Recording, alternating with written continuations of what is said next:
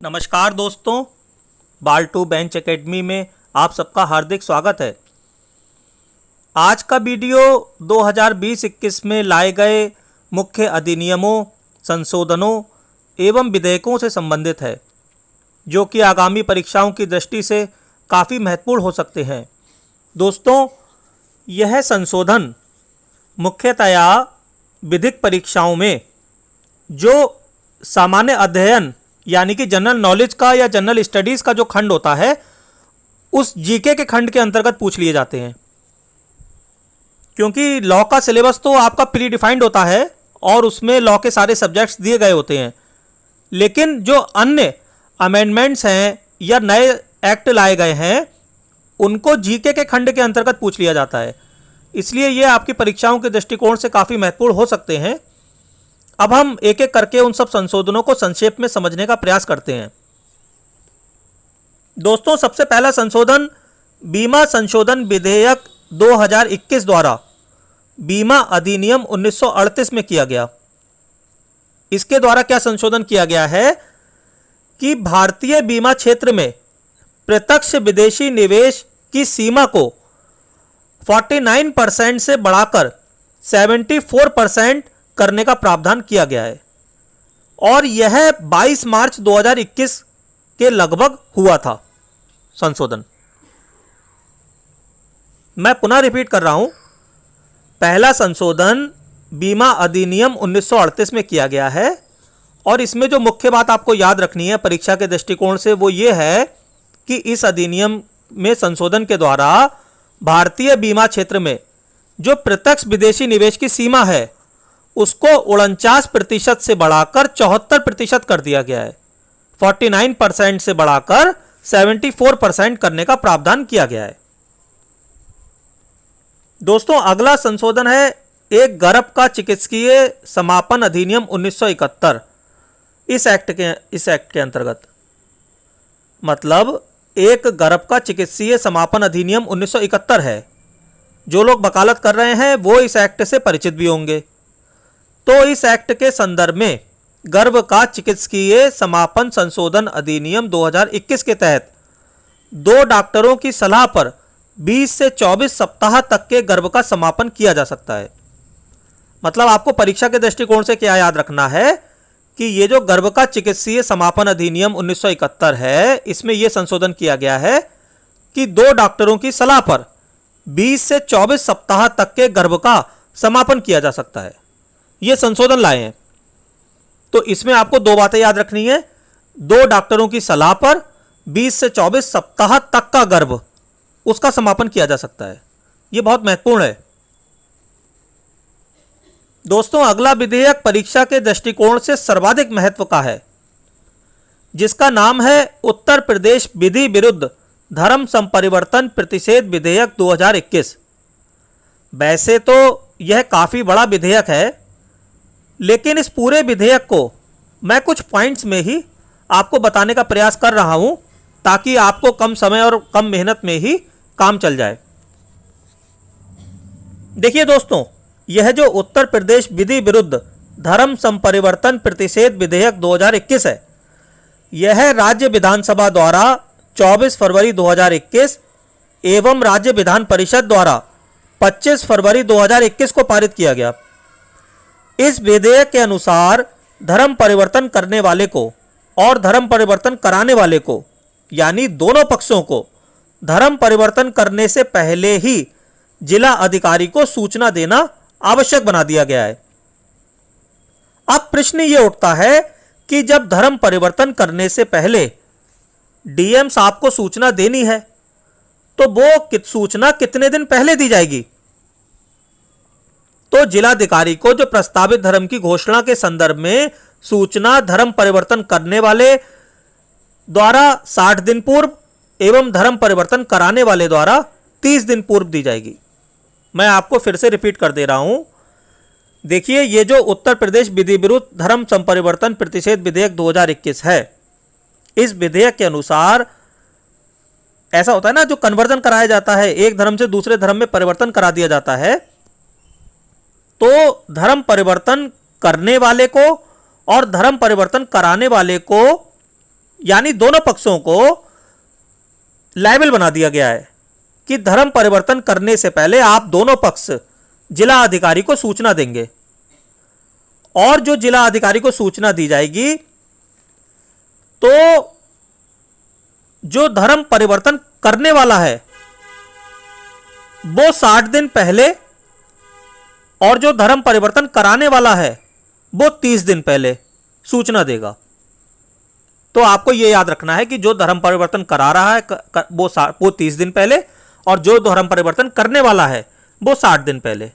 समझ रहे हैं? मैं फिर रिपीट कर रहा हूं, जो धर्म परिवर्तन करने वाला है वो देगा 60 दिन पहले और धर्म परिवर्तन कराने वाला 30 दिन पहले। यह आपको याद रखना है। अब अगर धर्म परिवर्तन करने वाले और कराने वाले विधेयक में वर्णित उक्त प्रक्रिया का उल्लंघन कर देते हैं तो क्या होगा? क्या उनको कुछ सजा मिलेगी या नहीं मिलेगी? तो इसका उत्तर है हां, सजा मिलेगी। उक्त प्रक्रिया का उल्लंघन करने पर धर्म परिवर्तन करने वाले को 6 माह से 3 वर्ष तक का कारावास और न्यूनतम 10,000 रुपये जुर्माना से दंडित करने का प्रावधान विधेयक में किया गया है। ठीक है? और ऐसे ही जो धर्म परिवर्तन करा रहा है वह अगर उक्त प्रक्रिया का उल्लंघन करता है तो उसे 1 से 5 वर्ष तक के कारावास और न्यूनतम 25,000 रुपये जुर्माने से दंडित किया जा सकेगा। तो आपको यहां पर यह समझ में आ गया कि एक तो सूचना देने का प्रावधान है, जो धर्म परिवर्तन करने वाला कराने वाला दोनों पक्ष सूचना देंगे। धर्म परिवर्तन करने वाला 60 दिन पहले देगा, धर्म परिवर्तन कराने वाला 30 दिन पहले देगा। और अगर उक्त प्रक्रिया का उल्लंघन किया जाता है तो उसके लिए सजा है। जो करने वाला है धर्म परिवर्तन उसके लिए 6 माह से 3 वर्ष तक का कारावास और न्यूनतम 10,000 रुपये जुर्माना, और जो धर्म परिवर्तन कराने वाला है उसके लिए 1 से 5 वर्ष तक का कारावास और न्यूनतम 25,000 रुपये जुर्माना। इस विधेयक में कुछ अन्य भी मुख्य बातें हैं, जैसे कि पहला पॉइंट है कि इस विधेयक के अनुसार डीएम साहब धर्म परिवर्तन करने के कारण की, धर्म परिवर्तन करने के उद्देश्य की, धर्म परिवर्तन करने के आशय की एक पुलिस जांच कराएंगे। तो यह पॉइंट आपको याद रखना है कि जो धर्म परिवर्तन कराया जाएगा तो डीएम उस धर्म परिवर्तन किए जाने के कारण की, उसके उद्देश्य की और उसके आशय की एक पुलिस जांच कराएंगे। दूसरी बात यह याद रखनी है कि अगर धर्म परिवर्तन विधि विरुद्ध है या धर्म परिवर्तन के लिए निर्धारित प्रक्रिया का पालन किए बिना अगर अंतर धार्मिक विवाह किया जाता है तो ऐसा विवाह शून्य माना जाएगा। कैसा माना जाएगा? शून्य। ऐसा विवाह शून्य होगा अगर निर्धारित प्रक्रिया का पालन नहीं किया जाता है। तीसरी महत्वपूर्ण बात यह है कि इस विधेयक के अधीन एफआईआर कौन कौन लोग दर्ज करा सकेंगे।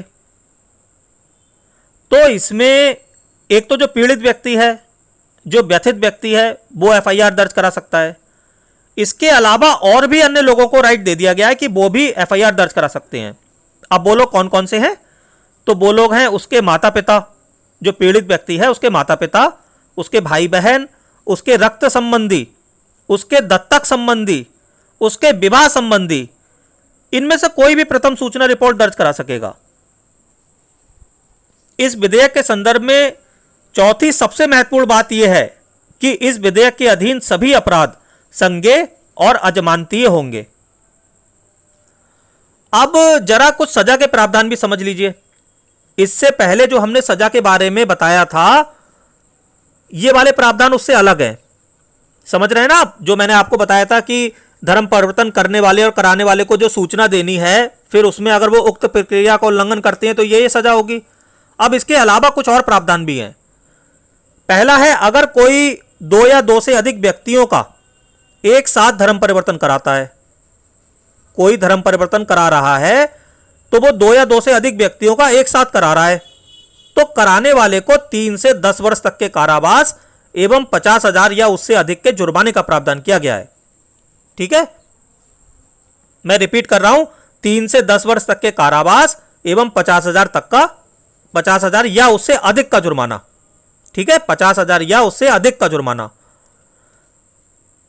ऐसे ही अगर कोई किसी अवयस्क, किसी स्त्री या कोई SC ST व्यक्ति का धर्म परिवर्तन कराता है तो उसके लिए 3 से 10 वर्ष तक का कारावास एवं 25,000 या उससे अधिक रुपए के जुर्माने का प्रावधान किया गया है।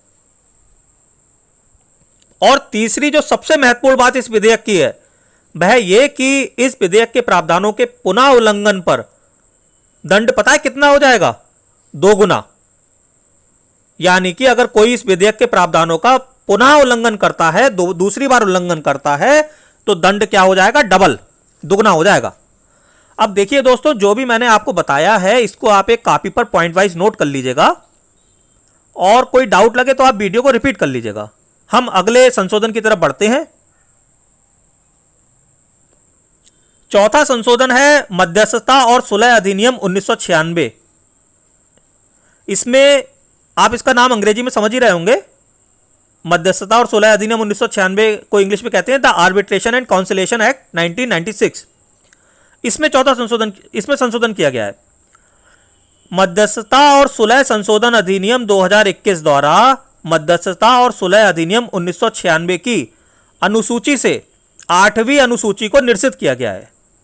यहां पर बस आपको 8वीं अनुसूची याद रखना है परीक्षा के दृष्टिकोण से। 8वीं अनुसूची। इसके बाद हम आगे बढ़ते हैं दोस्तों। 13 अप्रैल 2021 को राष्ट्रीय राजधानी क्षेत्र यानी कि एनसीआर और संलग्न क्षेत्रों में वायु गुणवत्ता प्रबंधन हेतु आयोग अध्यादेश 2021 लागू किया गया। समझ रहे हैं? मैं फिर रिपीट कर रहा हूं। राष्ट्रीय राजधानी क्षेत्र जो हमारा है एनसीआर और उससे संलग्न क्षेत्रों में वायु गुणवत्ता प्रबंधन हेतु आयोग अध्यादेश 2021 लागू किया गया है।